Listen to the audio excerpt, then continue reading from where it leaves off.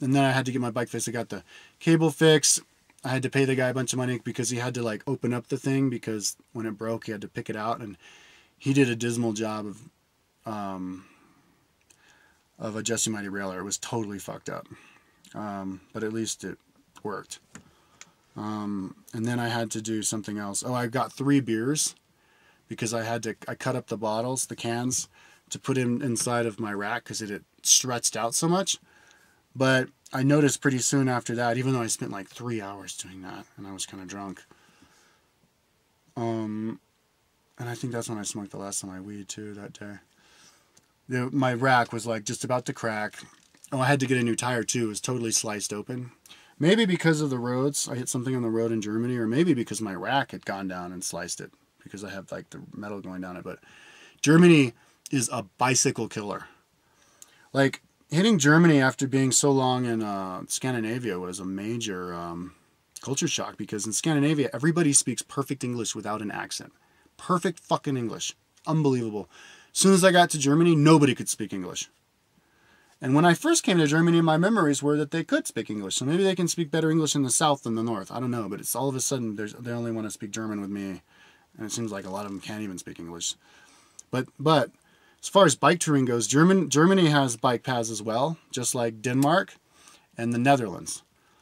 But, well, and the more populated parts of Scandinavia. But they're in really bad shape. There's like roots under them, so it's really bumpy. And this configuration that I have on my bike, it's a killer for that because my rack connects to my seat post, and so it flexes, and it would kill it. So yeah, I needed to get another one of those. And so I'm trying to get out of Hamburg, and I was kind of lost. And some dude was like, "All right, follow me." So I followed him for like 20 miles or something. Well, he was riding 30 kilometers from work back home, and I picked him up hooked up with him pretty soon after his work, I think. And we went a really roundabout way, man. Like way farther than I would have gone if I knew where I was going. But he led me to a solderer, and the guy soldered my, a car mechanic. He soldered my rack together where it was cracking. He found another piece of metal to stick in there that he cut to a certain specification so it would fit, and put it in, and my rack was fixed. Yay! And I'm like, how much do you want to charge me? And he's like, I don't know, just give me what you feel. And I gave him 20 euros. It was probably too much, but that's how much the guys in Semijarvi, Finland charged me for like 2 minutes of drilling 4 holes, and it kind of felt like that was unfair. But anyways, that guy was working on it for like 20 minutes or something. So anyways, and the guy who led me there was like hanging out the whole time watching and helping and stuff. And then I rode.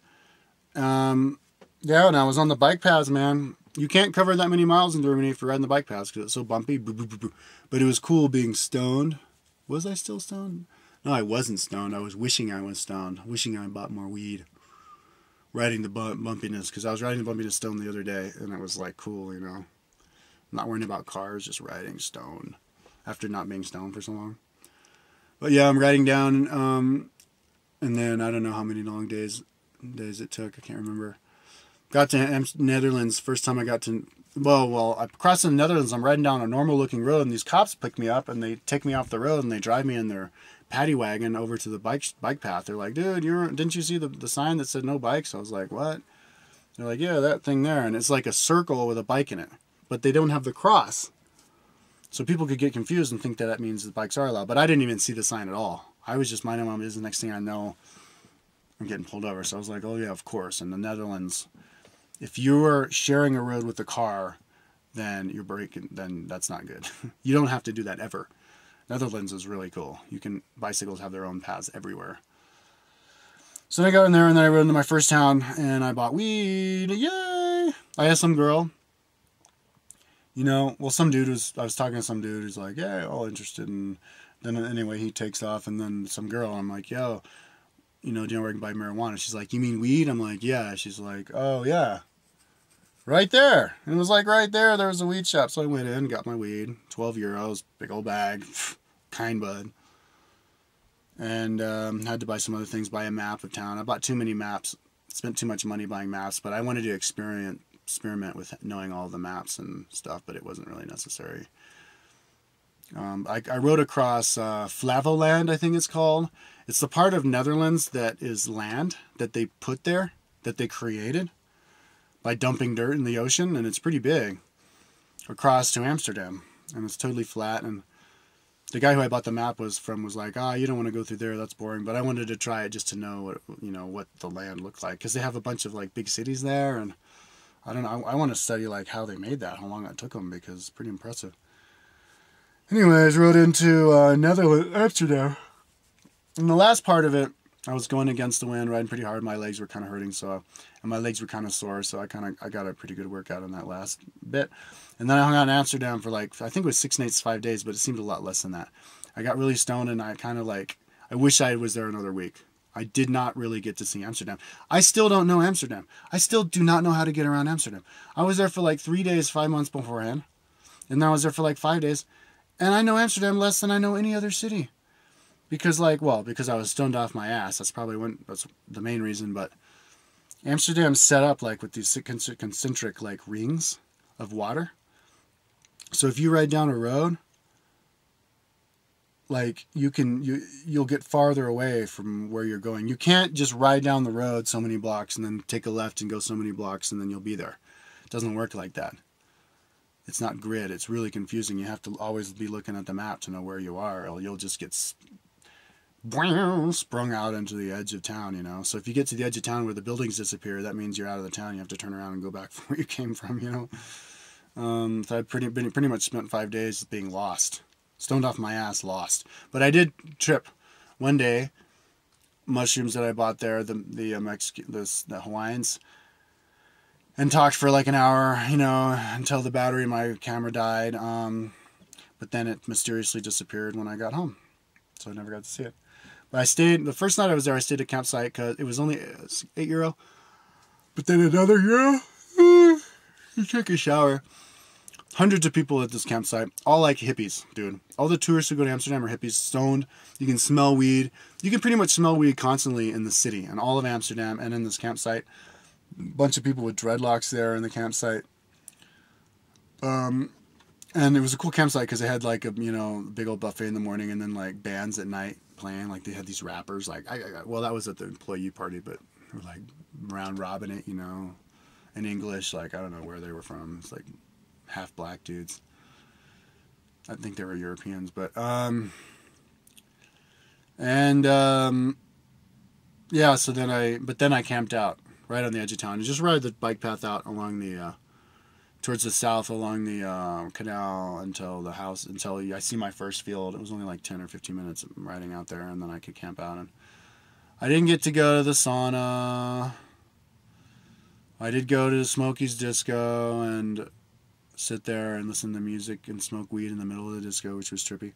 I asked the lady bartender if I could smoke weed, and she's like, no. But then I asked the guy bartender later, and he's like, oh yeah. So it was kind of cool to smoke weed in the middle of the disco. But then I go into Smokies and buy weed and smoke weed in there. I love Amsterdam, man. I love Amsterdam. Fucking coolest town. I have to go back there. I mean, there's so much. They have these music. It's circus music. These that they plug in and they have it, and they're all over the place. So it's the sound. It's circus plays. It's crazy, wacky, psychedelic city.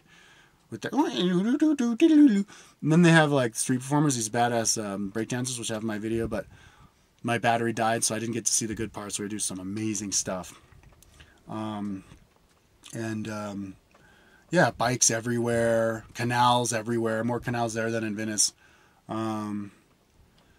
Dutch are so friendly, man. They're so friendly. If you see the videos, me holding the camera, they're like, hey! And when I look at my map, all the time, people come up to me, be like, hey, are you lost? Let me help you. Or, I was at 1 in the morning, I'm in the middle of the city, looking at my map, and some lady comes up with a little girl on her bike, and she's like, hey, can I help you? And she's like, oh yeah, look, here we are. And, a lot of times, show me where they are. Really friendly, perfect English. Dutch are really cool. And they're big too. They're really tall, dude. I even have a video of tall chicks that I see. And because they're 6'5" is normal for a guy. It seems like that's normal. And so you'd see a girl next to a guy. you know, and they're the same height, and it looks like the girl's kind of tall, but you're like, whatever. But then you walk next to it, and it turns out that, yeah, that girl's standing next to a 6'4" guy, but she's just as tall as him. And you see those kinds of girls like every 2 minutes, like all the time. Like in my video, I've got like a dozen of those girls, and that was just from like one afternoon, like just for me, like being lost, like, oh look, you know, like just a couple minutes. Like if I wanted to, I could have gotten like hundreds of those, filmed hundreds of 6'4". I saw a 6'7" girl, I saw a 6'5", and like a bunch of 6'4s and 6. Crazy, man, huge and big, like, yeah, and the tall guys were like 7 feet, crazy. But yeah. Oh, and then they also have the red light district. There's another crazy thing about Amsterdam. Like hundreds and hundreds of prostitutes all down all these roads. And I went down more roads on this time than I didn't see, that I didn't know existed the first time. When you're stoned off your ass, it's really trippy. And these chicks are so hot. All of them. And they're drop dead gorgeous. Of all races. But, you know, they have the blonde ones. And when I first got there, I screwed a prostitute. I wanted to see what it was like, you know, have that part of the repertoire of my experiences. I got wasted, stoned and drunk, and there was this chick, the blonde girl, hottest girl like you've ever seen. But she's like, so it's like €50, I guess 15 minutes. But like, yeah, so you walk in the door and they're like, all right, you know, take off all your clothes, and she takes her bottom off and lays down. She's like, all right, fuck me. So that I was fucking her for like 10 minutes. And then she's like, aren't you done? I was like, no, but I'm not gonna be done. So she's like, okay, well, what do you want? So then like, she's like, oh, you want to change position, €20 more. I'm like, no, that's all right. And I'm like, can you take your top off? She's like, €10 per titty. I'm like, totally mercenary. But anyway, I walked by and I saw her, and she's like standing like this. Perfect body, like a model. And I think she saw me, she goes, hi, and she said something to me, but I walked by. I should have walked in and been like, hey, you remember me from 5 months ago? Just to see if she did. Because, I mean, that chick probably screws like a dozen guys a night or something like that. Because I walked by like 5 minutes later because I had got lost or something, and her curtain was closed. But yeah, I noticed that most of the girls who had been there before were in the same window. That girl was in the same window. This other girl, who was really hot, was in like the next window. Had switched with her friend and stuff. But yeah, same chicks 5 months later. But it's funny watching the guys like tour it, because you have all the, and like when you go into the red light district, there are women, but 99% of the people walking around there are guys, and they're like packs of guys, like 3 guys in the packs, you know, and like they'd all stop and watch, like look in a window, like if there's hot women like posing or whatever, they'd all like stop and look. So it'd be like packs of guys just like watching, you know, and then the women will like pose, and they'd be like, come here. And then guys would go in and be like, say something to them. And then the women would be like, no. So then the guy would leave. So I guess guys are, so I think how it works is all the women charge €50, but it depends on what you get for €50. So the guy's like, you know, opens, can I lick your pussy? No. Okay. Go to the next chick who does that then. So, yeah, pretty wacky. And I saw a lot of lady boys there too. In my video, there's a video of lady boys walking down. But those ones weren't white. They were like Hispanic. Or Asian or something. I didn't see any like transvestites who were white. But some of them are prostitutes. I saw the lady boy section.